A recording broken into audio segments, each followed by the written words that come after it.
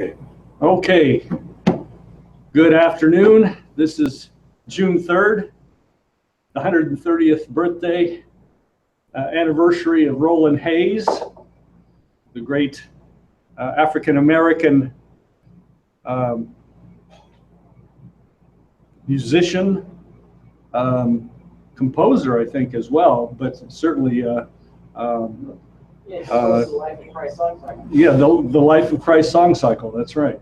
And also the birthday of Evelyn here. So that's a so it's June 3rd, 2017. No, it's not her 130th. No, that would be setting records, and many more, as they say. So my name is Brian Lantz. I'm here on behalf of the Schiller Institute, and this is going to be a strategic update. We have a lot going on. I'll try to keep this short and concise, as opposed to a class. As I said, this is going to be a strategic update, particularly for our people in the who are watching this at home or at work, as the case may be. In terms of the most recent developments, we've got a new paradigm taking hold. Helga Zepp-LaRouche, the first slide there, Mike, can we put that first one up? Yeah. Okay. Helga Zepp-LaRouche, as many of you know, has been in China. She's back, but she was in China again since the Belt and Road Forum, May 14th and 15th. She came back, then she's back again in China for 2 weeks, and as reporting back really the result of all of that work through much of May, that a global realignment is underway, and more than that, that it's virtually unstoppable at this point, that we have a just new world economic order coming into being. The work of the LaRouche movement over 50 years now is coming to fruition because of, in particular, the initiative of President Xi Jinping of China and his specific effort, the Belt and Road Initiative. When Helga was emphasizing that this is becoming almost unstoppable, she's referring not only to the 60 nations that are officially part of the Belt and Road Initiative across Asia and Eurasia and into Africa, but as well the global complex of arrangements of a total transformation in terms of goodwill among nations, which is occurring, which is taking mankind out of the geopolitical domain. The domain of British geopolitics. The enemy of my enemy is my friend. I have no permanent friends, only permanent interests. This kind of cold-blooded, cold imperial calculation to maintain a unipolar world is broken, and not only broken, but being replaced rapidly by a multipolar world. At least some would call it a multipolar world. President Putin referred to it at the St. Petersburg International Economic Forum this week. But it's a Westphalian arrangement of cooperation among nations as nations, and each seeking the interests and the advantage of the other as the best way of securing your own future. So this process is now underway. Just one indication of this, as some of you know, the Wharton School, in one of their newsletters on May 30th, put out a review titled "U.S. Needs an Asia Play to Prevent China Dominance."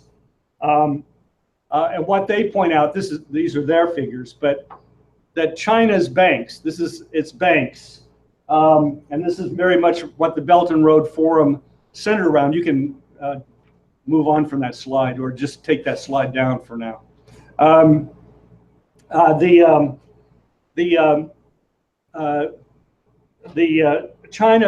Chinese banks, the Exim Bank, other banks in China, have committed over $312 billion in hard loans, hard agreements for infrastructure outside of China in the course of the last approximately 3 years, three and a half years. And they compare this to the total made by other international lenders. The other international lenders include these new institutions emerging, like the New Development Bank of the BRICS nations and the AIIB. But all of these other international institutions, IMF, World Bank, Asian Infrastructure Bank, and so forth, a total of 8 billion. So 312 billion over 3.5 years have been committed by China banks outside of China for projects, versus 8 billion for all the other institutions combined. So this has incredible consequences around the world. We'll come back to a couple of them very quick. But this was consolidated with the Belt and Road Forum, the consolidation of this process that began in 2013. Now, we also had this last week, then we had June 1st through 3rd, we had what I've just mentioned, the St. Petersburg International Economic Forum. 8,000 people, President of India, Modi, the President of Austria, other leaders of nations were there collaborating. The US had a delegation of over 300 people that included, and you can put up, yes, there's the Belt and Road Forum. Thank you, Mike. You had a separate Russia-US business dialogue addressed by President Putin, among others, in which he appealed to American business leaders to support President Trump and the administration, the new administration of the US government. I think I want to just underscore a little part of his remarks. Now, keep in mind, I mean, when Obama was around, there was virtually no US participation in the annual forums. These are the equivalent of the Davos Forum, roughly, but held in St. Petersburg. The US government didn't participate under Obama, but as well, US companies were browbeaten into staying away. Now, we had 50 US corporations that participated, and the US ambassador to Russia participated. And so it's an entire transformation. And in part, Putin said, thank God for this process. He emphasized that while US-Russian relations, bilateral relations, are at the lowest of low points, down below that, the lowest since the Cold War, he said. However, the Russia and the United States have maintained a dialogue within the framework of various, in various formats. He mentioned the Group of 20, the APAC, Asian Pacific grouping, and other fora that have been the basis where the US and Russia have been able to maintain contact. And I'd also emphasize you have the ongoing process now of US-Russia deconfliction in Syria, and a broader cooperation that's emerged there as well. So he said this at least has operated, and thank God that it has, because if this had gone away, we might not be here at this moment. Yeah. But this was the part of the Russia-US business dialogue of the St. Petersburg International Economic Forum. So there was, so I gave you a sense of that in terms of participation. A lot of economic deals, both in terms of the Belt and Road Forum, May 14th and 15th, and then in St. Petersburg, June 1st and 3rd. There, India and Russia have signed another deal for 2 more nuclear power plants. This is part of a package of 12 to be built within the next 20 years. Some of them are already, 2 have already been constructed. The total will be a package of 12. These are 1 gigawatt each power plants. These are major projects, each of them by themselves. While we're shutting down nuclear power plants in the United States, ironically. And one thing that was stressed throughout, and Helga was pointing to this, Helga Zeplerusha was pointing to this as well, rightfully, is the integration process that's going on here. President Xi Jinping, President Putin, other leaders are stressing the integration of the Belt and Road process with the Eurasian Economic Union, which includes Russia, Armenia, some of the STAN countries and so forth, and also the Shanghai Cooperation Organization, which includes much of Asia, and which Pakistan and India both are joining, or expected to join this year. So that what you have coming together is a complete alignment, despite all kinds of differences, despite different cultural backgrounds, you name it, a complete alignment of all these nations across Eurasia and reaching into Africa. Could you put up the next, that's from the G20 summit last year, another key moment in this process, this organizing process. Go on to the next. And this is the land bridge that we have been emphasizing, the new Silk Road, the Belt and Road Initiative can be transformed into linking across the Bering Straits there at the lower, more or less the lower center of your picture. If you kind of adjust to the topology here, you see you're looking down from the Arctic, more or less, down on the rest of the world, and how that can be linked together through high-speed rail and maglev rail and so on and so forth, interconnecting the world and its cultures and peoples. The next one. All right, Kenya. Now, on May 31st, the president of Kenya inaugurated the Mombasa to Nairobi Railroad, 472 kilometers, so around 300 miles roughly. This is from Mombasa, the port, on the well, I guess you could say on the Indian Ocean, and inward to the capital of Nairobi. This will reduce costs of container shipments by half. This is a heavy-duty railroad, electrified railroad. It'll move freight, cargo, and also it's moving people. You can see here the cheering people seeing the first railroad. I think it's coming into Nairobi. Go on to the next. I think there's another. We got to want to. Here's the.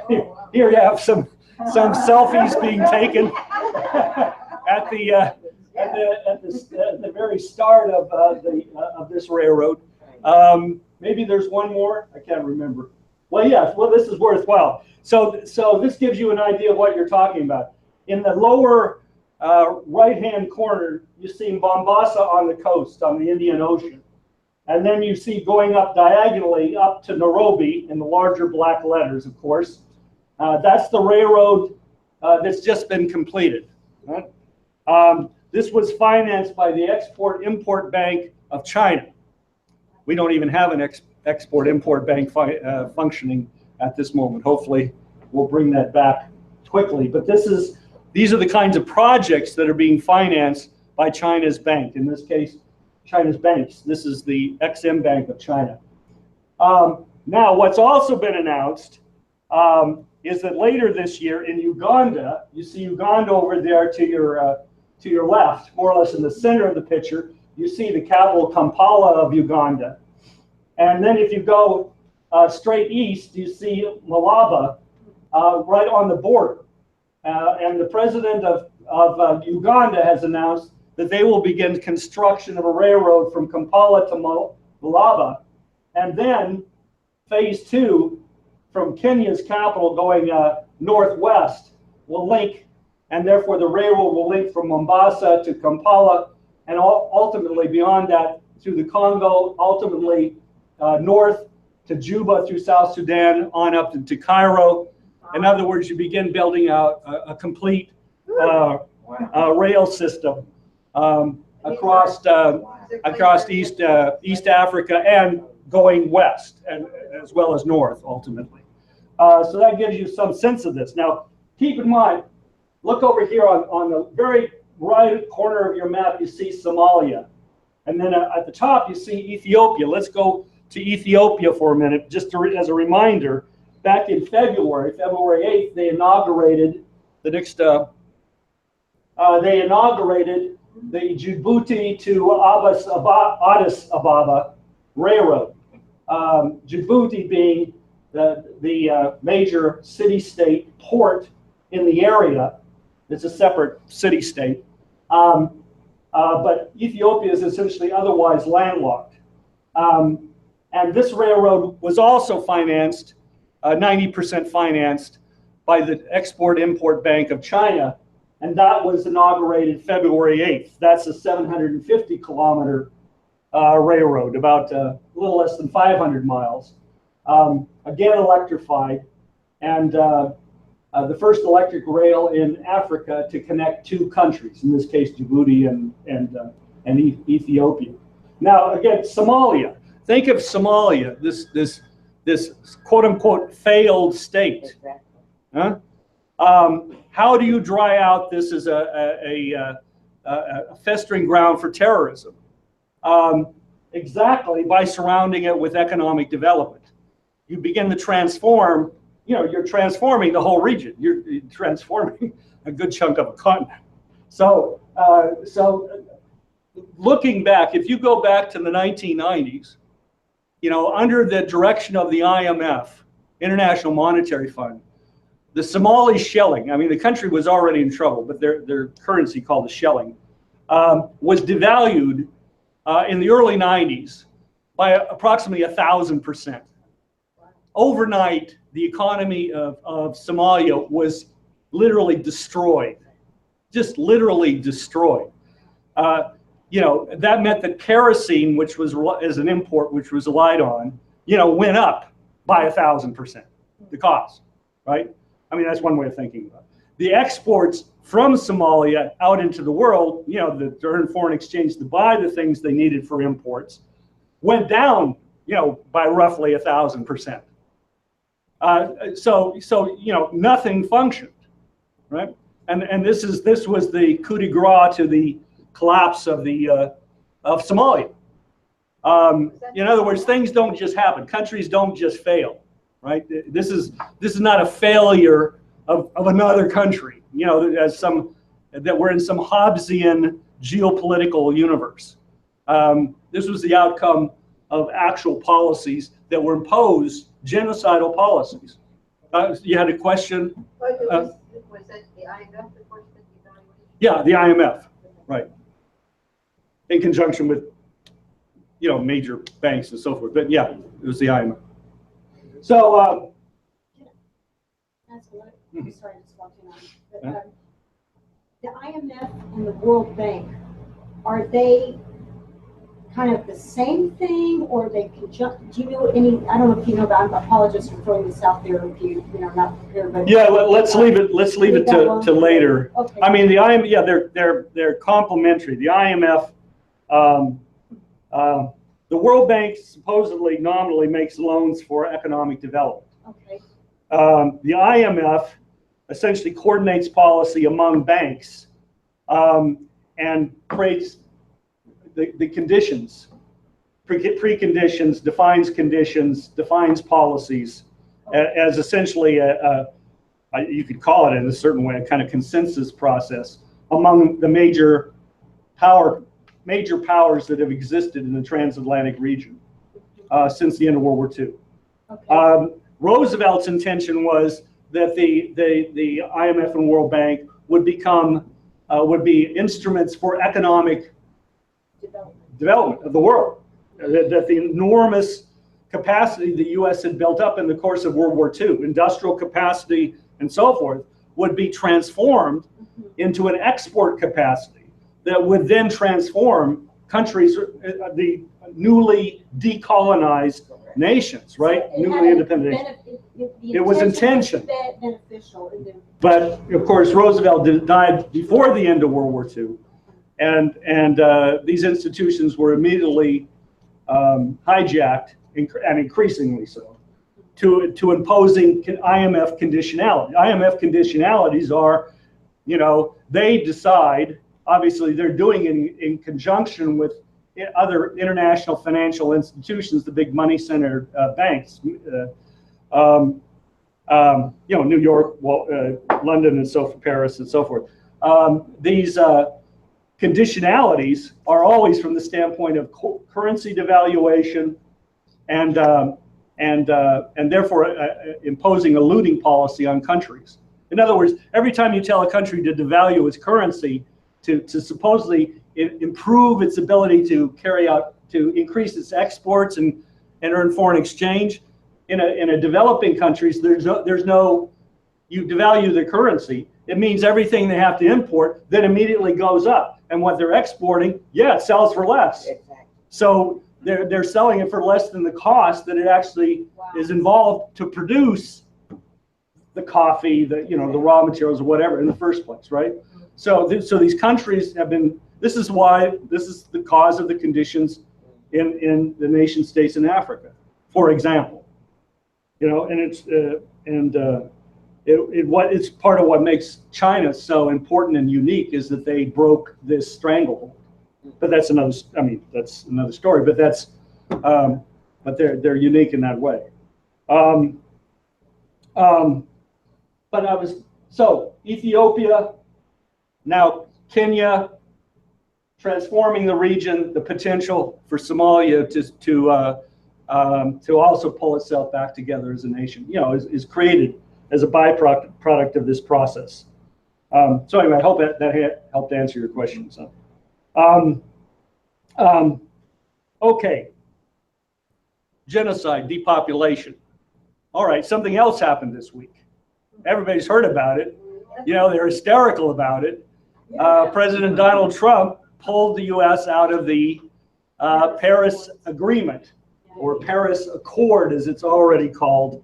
The whole decarbonization mojo, the whole hype around it has been thrown in, and I'm being told to promote this report, Global Warming Scare.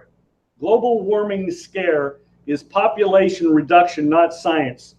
With this Addams Family type photograph of the Queen and her consort there, and this report, which EIR put out, I think 3 years ago now, 4 years perhaps, documents both with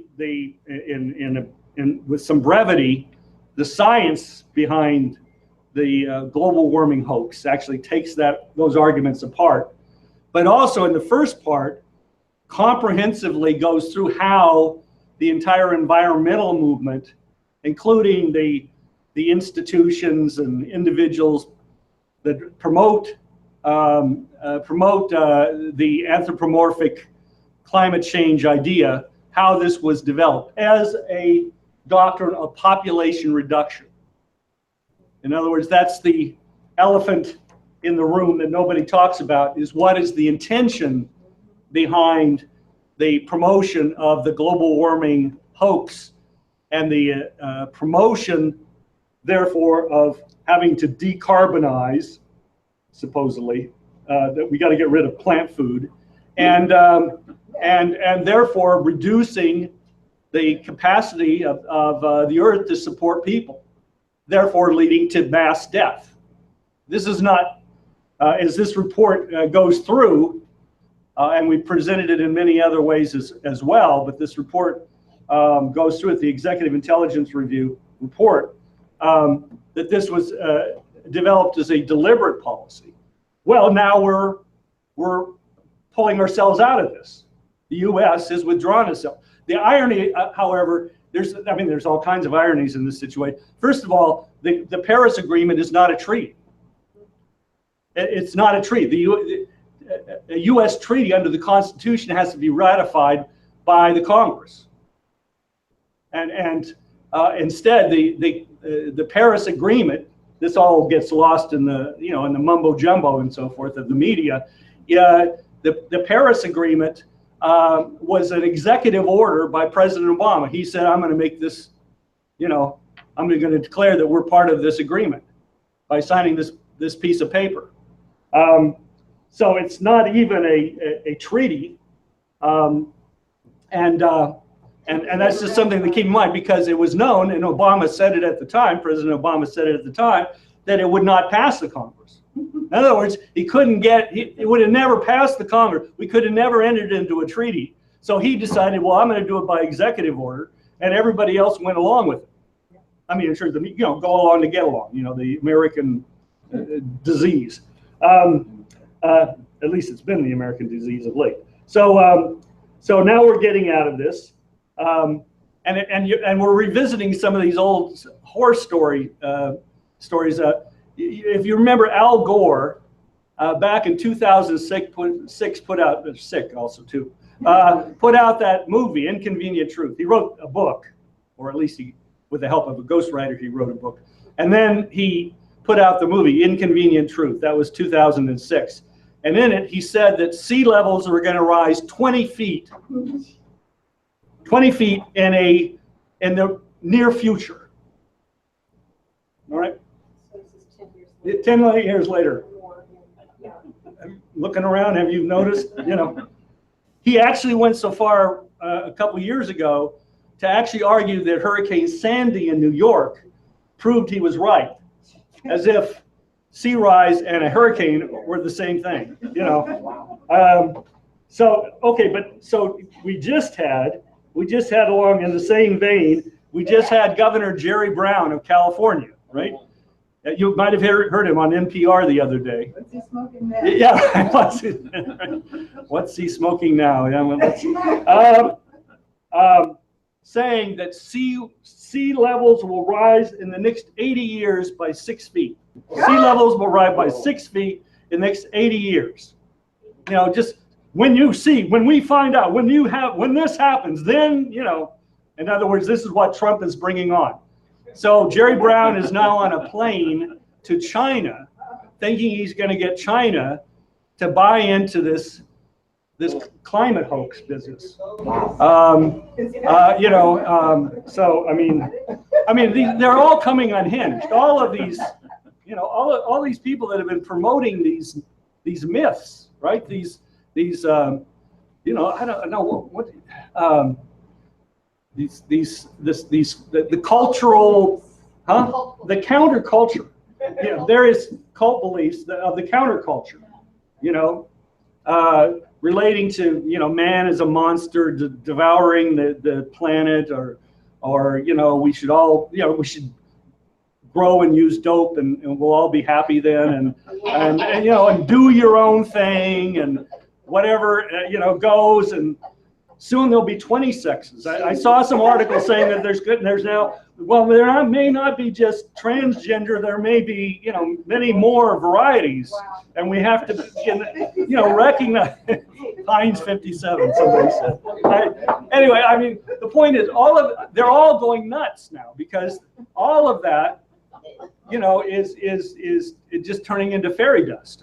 I mean, is one way, I think, of saying it. And just out here, Al Gore, I'd like to wonder how often Al Gore's record for his own truth, and if you want credibility, then you speak this, walk the walk. So at least Jimmy Carter on the White House put up the panels of whatever, solar panels.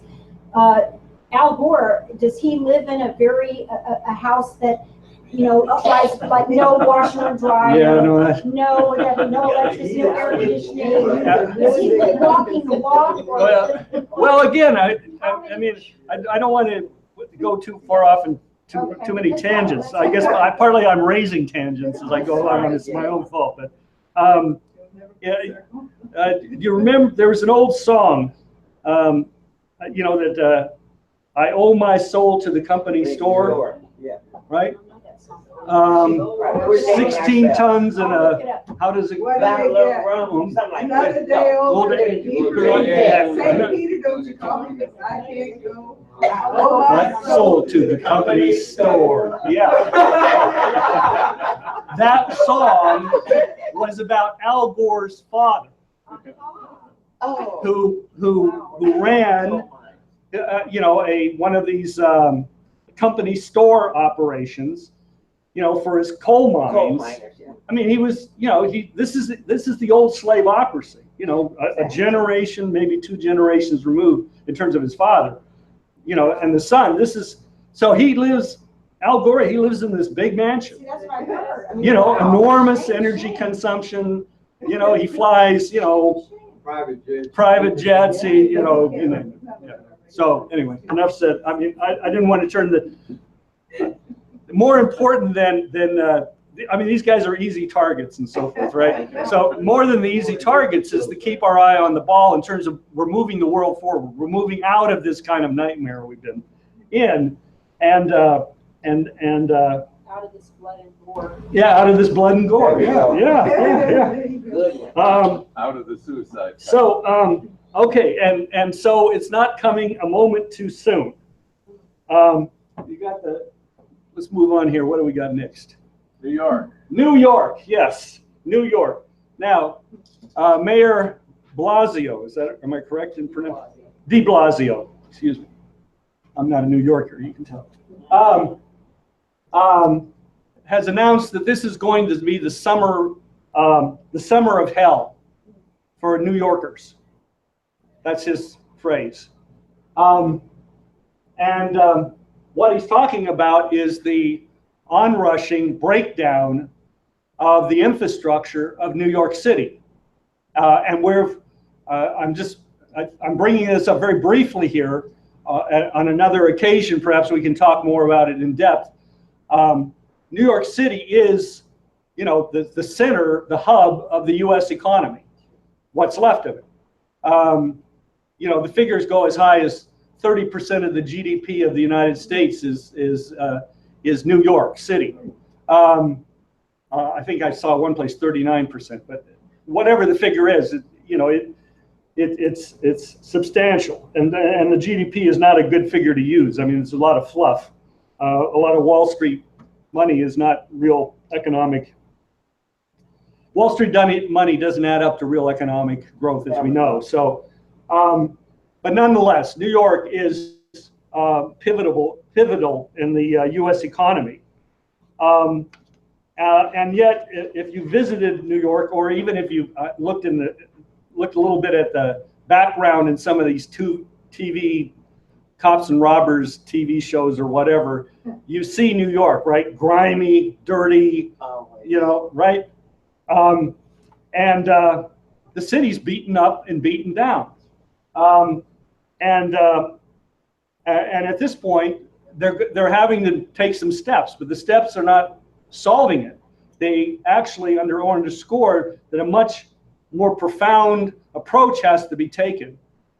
In line with, and from an optimistic standpoint, as we see in Kenya and Ethiopia, and more profoundly with the Belt and Road Initiative. But I'm just singling out for right now Penn Central Station, which you see there in the bottom, the center, a little below center in the middle of the slide there, Penn Station. Now, if you notice, this is just a schematic, but it gives you an idea. You see all the railroad lines that are running into Penn Station, both from the east and the west, running into or out of. It's both. Brian, Hmm? can you point to Oh, Mike's got one of those. Penn Station is here. Okay.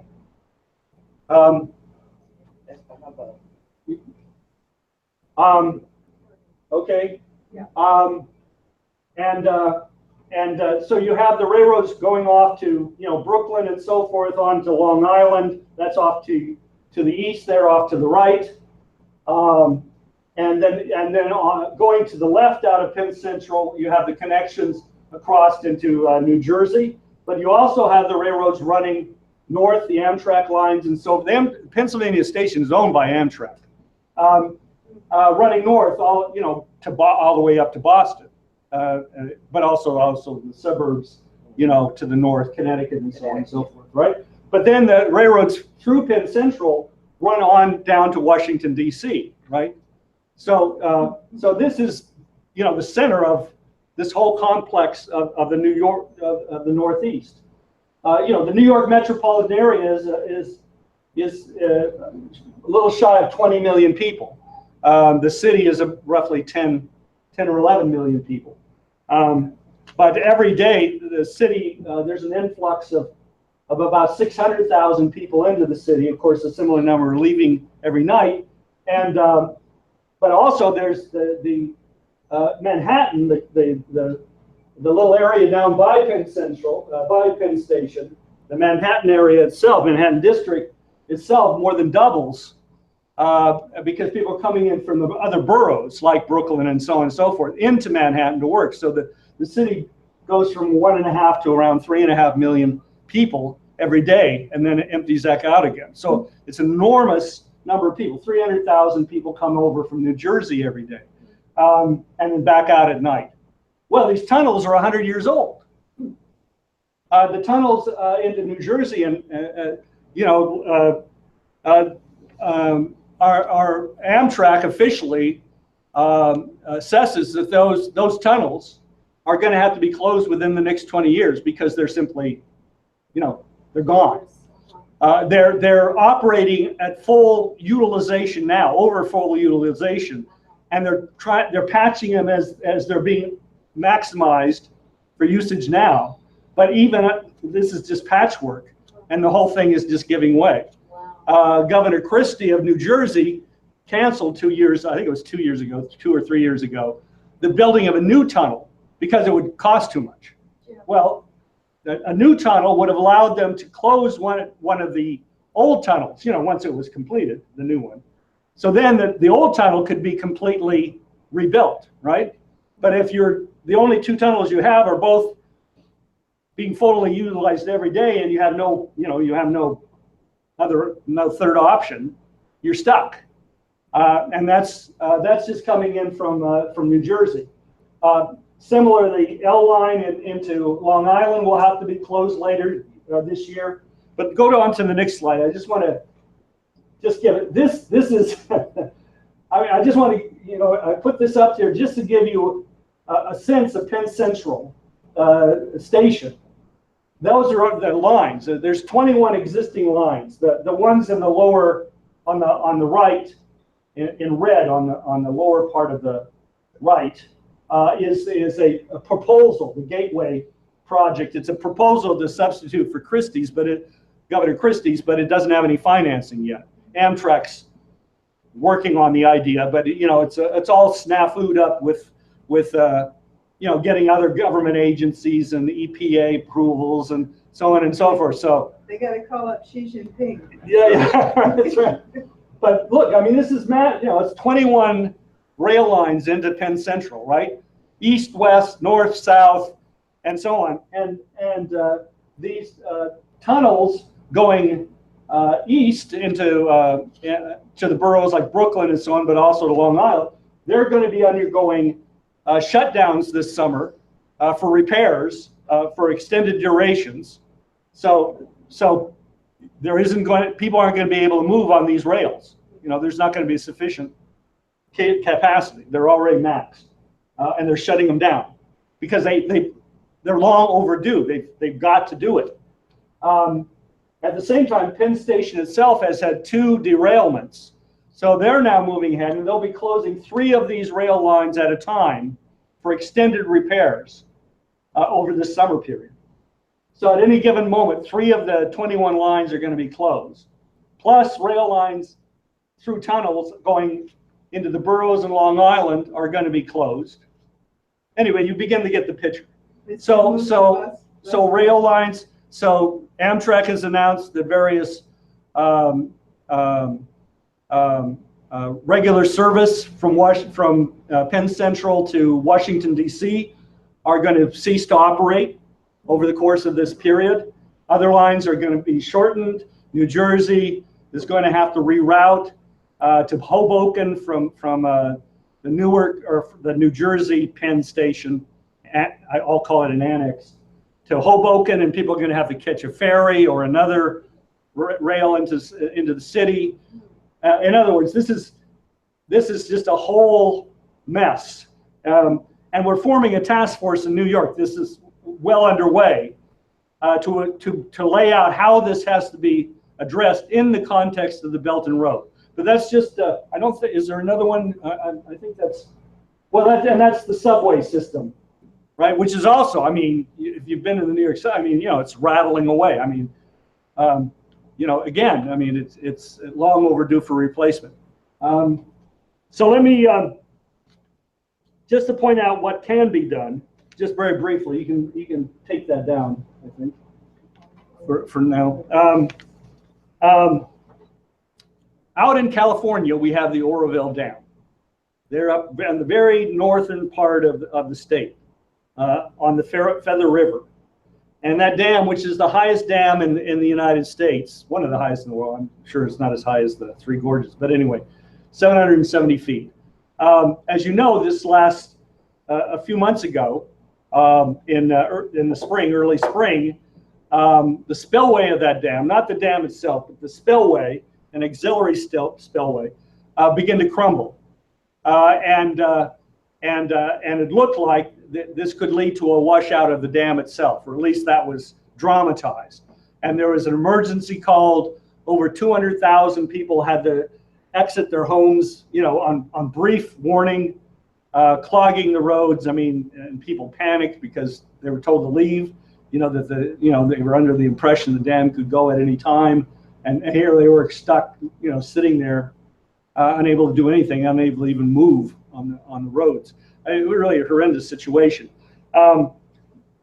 Here, however, so again, I mean, this is part of the crumbling infrastructure of the United States. But on the other hand, what has been done in response, as some of you already know, gives you an idea of how rapidly we could move if we really wanted to move on this situation. On April 6th, Governor Jerry Brown, the guy who's now on a plane to China, you know, trying to sell his lunacy over there, was, you know, had to sign. There was no options. Had to sign an emergency order, executive order, directing the state agencies of California to make the repairs on the dam that had to be made before November 1st. And in doing so, you know, various EPA requirements, state level environmental requirements, and so on and so forth, were just thrown in the dumpster, right, under emergency rulings, orders, right? And beginning in May, the construction phase began. There was a brief period of bidding. The bidders were determined. The project was laid out. The construction phase began in May 13th, which was when the emergency officially ended. There are now cement plants being built on site. They're working 20 hours a day. And you'll have 500 workers on the site by August. You have 200 there now, roughly. May 25th, there was 200 employees now working 20-hour, I'm sure they're rotating shifts, but anyway, you get the idea. I'm looking for the quote here. Yeah, Bill Croyle, acting director of the California Department of Water Resources, stated, this is a San Francisco Press report, stated that this is the kind of project that would take 2 or 3 years to design and 2 or 3 years to build. And it's going to be done by November 1st. Okay? So if, you know, It can be done. Yeah, we can get it done. We can get things done. Maybe Blasio would call Brown. The comment, if everyone didn't hear it, was that maybe Mayor de Blasio, New York City, needs to call Jerry Brown to get advice. Or somebody earlier said call Xi Jinping. You know? Maybe that's something Jerry Brown could talk about with Xi Jinping, is how to actually do infrastructure.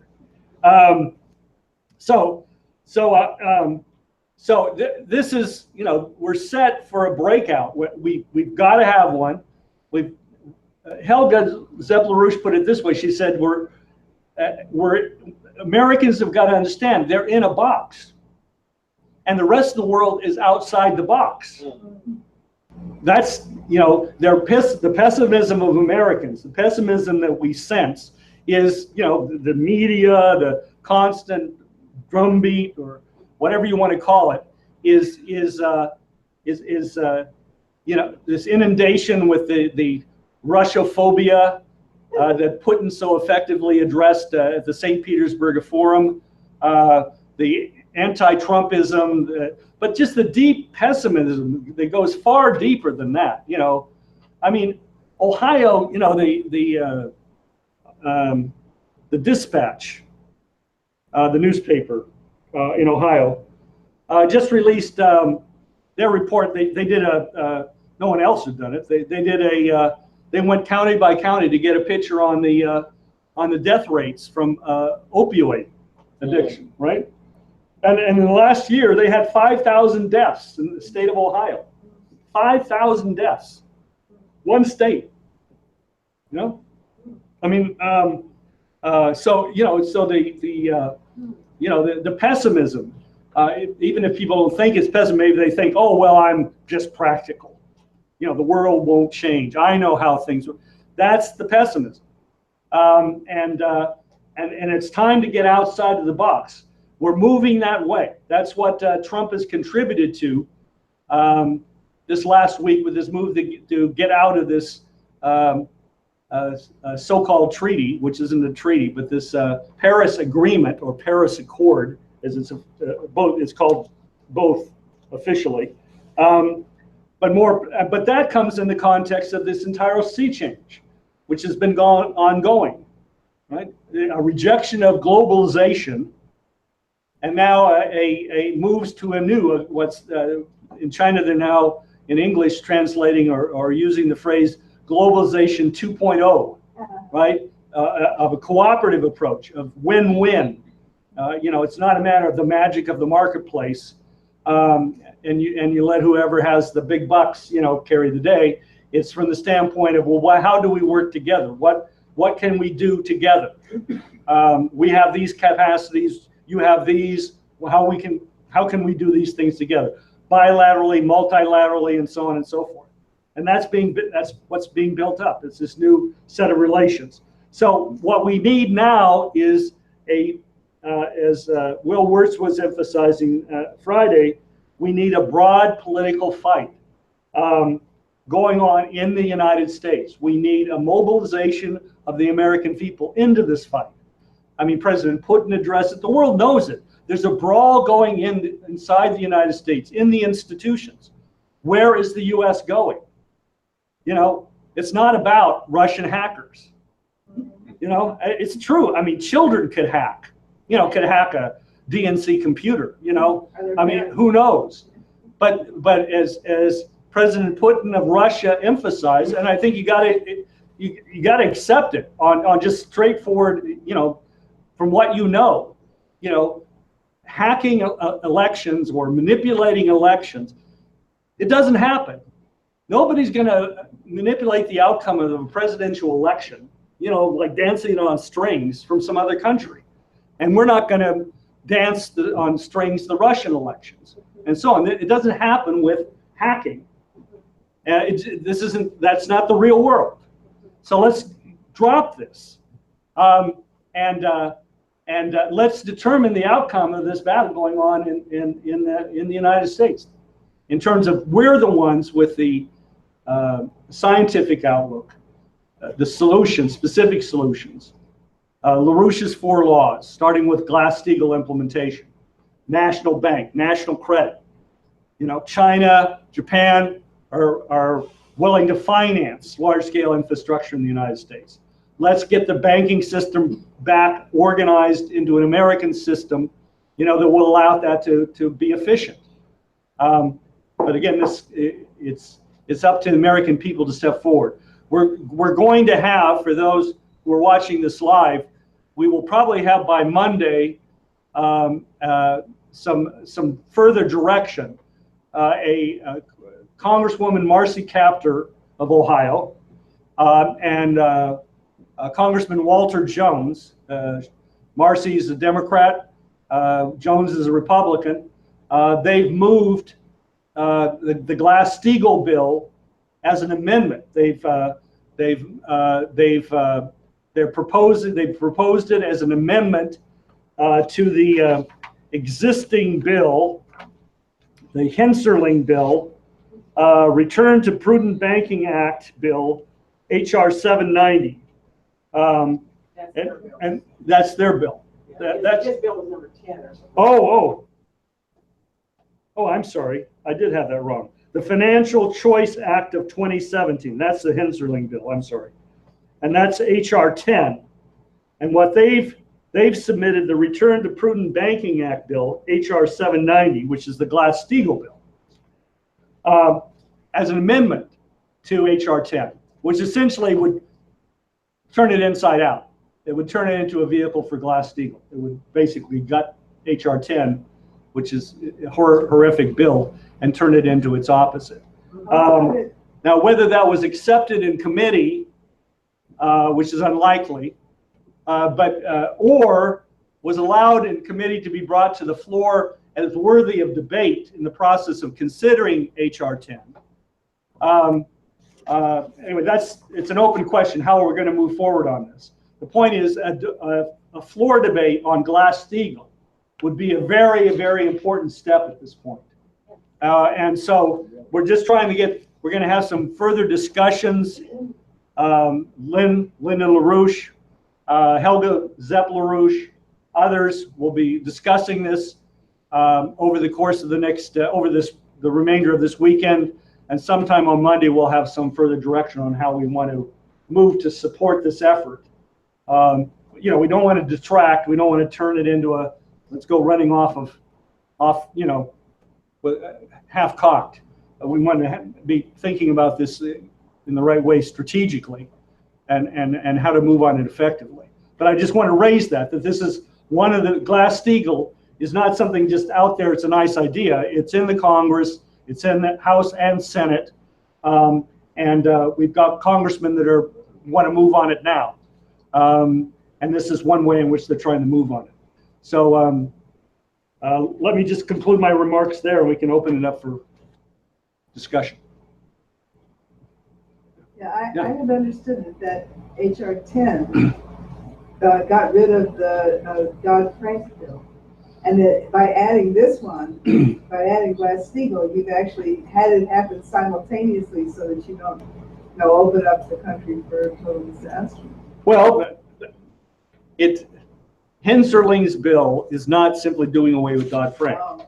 It's a deregulation bill. The shorthand way in which we've presented it is it's going back to Alan Greenspan.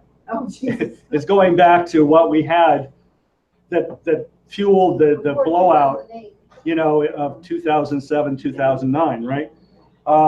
Total unregulated. In other words, Dodd-Frank imposed certain conditions which are onerous to small local banks, community banks, standalone banks, that raise their costs of business enormously, and they don't have the kind of exposure to derivatives and speculation, that the big money center banks do. But that's been used simply as a kind of straw man to say, okay, well, so we're getting rid of Dodd-Frank, and we're going to help out the little banks. But what it's also doing is just basically deregulating the big banks from even more regulations than they're under now. So, I mean, Congressman Henserling is reported to be, from the FEC records and so on, the largest single receiver of Wall Street money of any congressman. So, this is not a bill coming from community banks. They're happy to support it for their own reasons, but overall it's bad news. HR 10, the Henserling bill. But that's this is part of it. They're trying to rope Trump into supporting this kind of free market reform type approach, as opposed to Glass-Steagall, which he otherwise has publicly stated he supported. So this is part of this war going on. It's not abstract. It's a war going on. What policies? How do we move? How does Trump move? He's back from his foreign trips, right? Which were relatively successful. There's some very positive things coming out of that. Okay, but now there's the domestic agenda. Americans need jobs. They want him to address their circumstances, right? So he's got to deliver. If he jumps on board one of these half-cocked schemes, it's going to be a kind of shipwreck. But again, the broader context is the Belt and Road Initiative, the offers coming from abroad. It's a different world, so it's not something to be panicked about, but it's just to understand what we're working with. Yeah.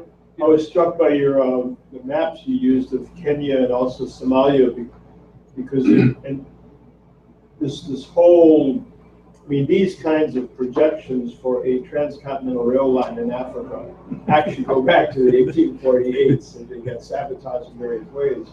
So if you look what's on the table now, with the Chinese, with this new forum, one in Russia right now, 8,000 people, 1,000 Chinese there.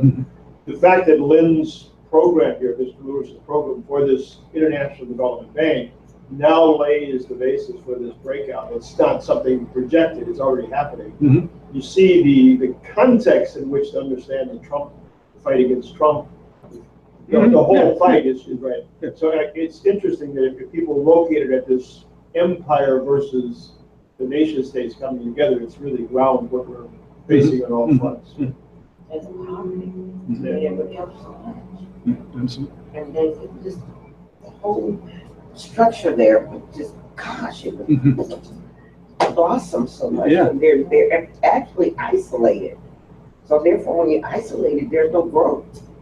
So therefore, you have something to put in to bring out for them to grow.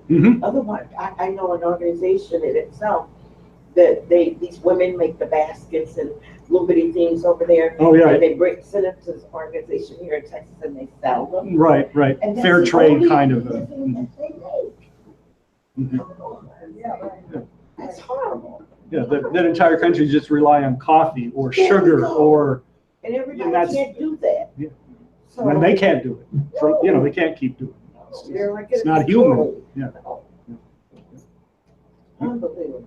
No, it's changing. Yeah. Gotta get that done. China has lifted almost their entire population out of poverty.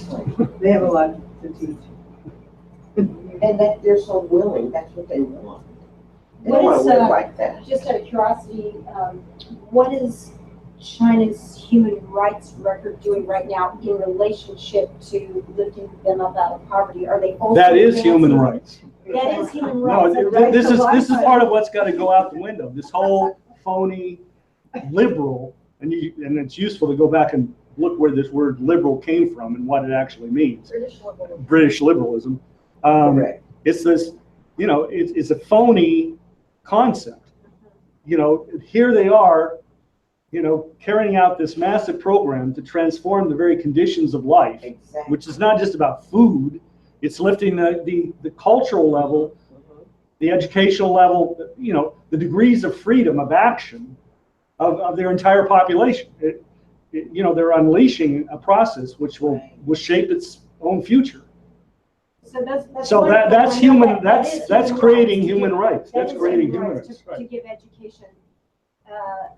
But I wonder also about freedom of speech issues. I feel like we're going in the opposite direction. Like, we're going away from freedom of speech in America. I feel like more and more, that's being threatened, you know, with free speech zones, et cetera, et cetera, et cetera. I mean, and then, you know, I wonder about the internet, if there's actions in our country to somehow put a stranglehold on the internet, or make it so that commercial internet is available to us quickly, whereas if you want to go to some website like the LaRouche website, you know, where it's going to be really slow to see what you guys are doing.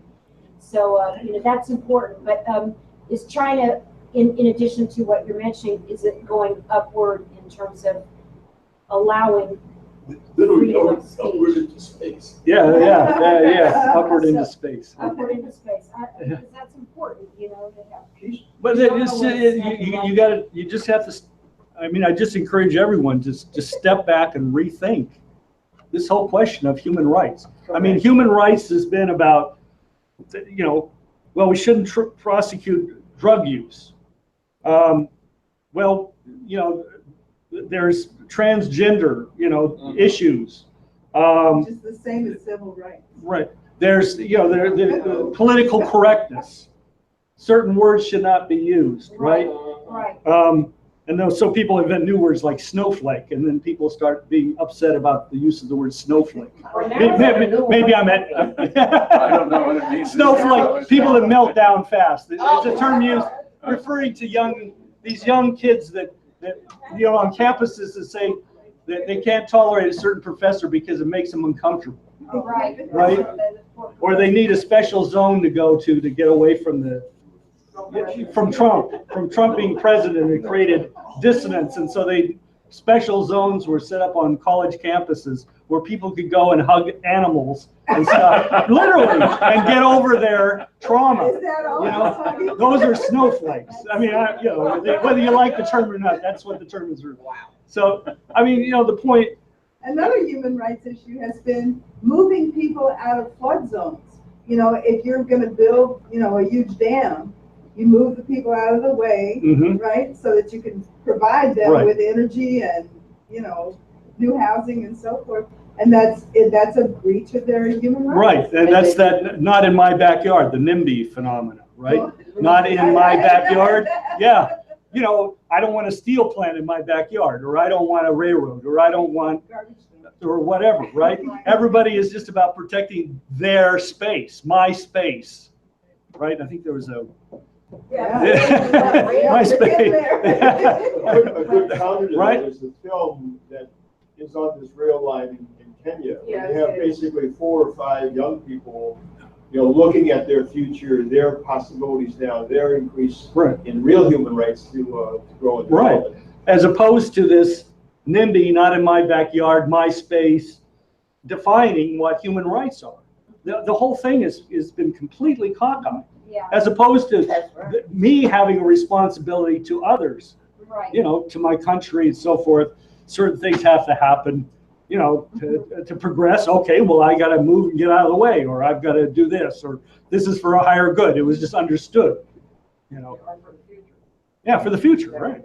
By the way, that film is called My Railway, My Story. If you go on YouTube. Yeah, Mike, could you connect that, link that? For those watching this at home, we'll put a link on the YouTube site with this feed, or whatever the term is, with this link, linking to the Kenya Yeah, I'll do that. story, half hour